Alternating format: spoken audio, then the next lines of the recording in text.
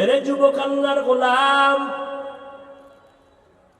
দুনিয়াতে কত যুবক চেহারাটা এত সুন্দর কিন্তু চোখের কোনো পাওয়ার নাই, জন্মগতভাবে অন্ধ। আল্লাহ যদি তোরেও অন্ধ বানাইতেন, বল সারা রাত কেমনে মোবাইলে কবিরা গুনাহ দেখতি?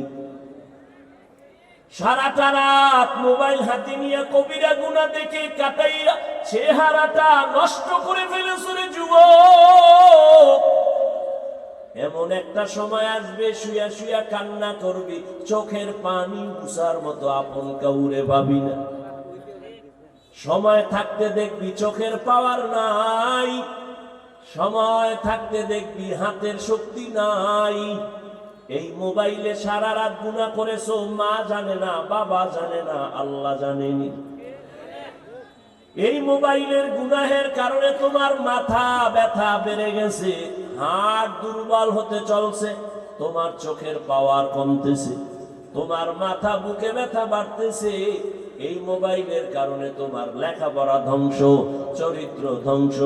এই মোবাইলের কারণে মায়ের সাথে বেয়াদবি, বাবার সাথে বেয়াদবি।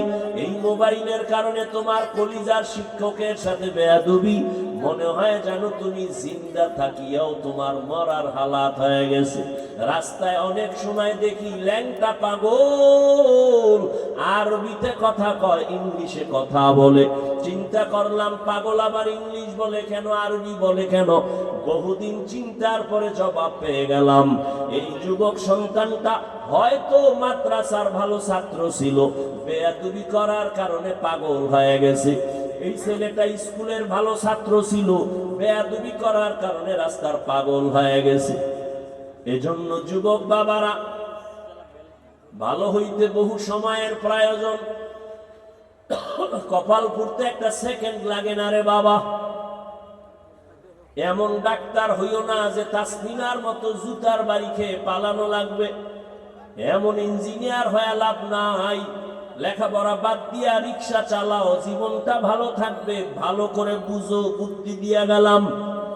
বেয়াদব ডাক্তার হওয়ার থেকে তুমি রিক্সা ড্রাইভার হও, অনেক ভালো তোমার জীবন। মানুষের বরদোয়া তুমি পাইবা না, কিন্তু মা বাবার বরদোয়া আর শিক্ষকের সাথে যদি বেয়াদবি করে বরদোয়া নাও, জীবন তোমার ধ্বংস। মরার আগে পঙ্গু হয়ে মরবি, কখন চাকার তলে মাথা ঢুকে যাবে টেরই পাবি না। কারণ মা বাবার দোয়া যতই মাস্তানি করো না কেন, আল্লাহর কসম, মা বাবার দোয়া ছাড়া কোনো সন্তান সফলতার দরজা পায় নাই, পাবেও না। দ্বিতীয় তোমার সফলতার জন্য লাগবে দোয়া। দ্বিতীয় দোয়া তোমার শিক্ষকের।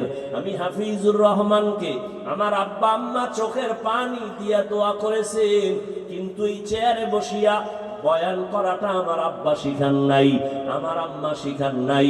আমার শিক্ষক আমারে হাতে কলমে ধরে ধরে ধরে ধরে কথা শিখাইছেন। অতএব আমার জীবনের সফলতার দ্বিতীয় দোয়া হলো আমার শিক্ষকের দোয়া।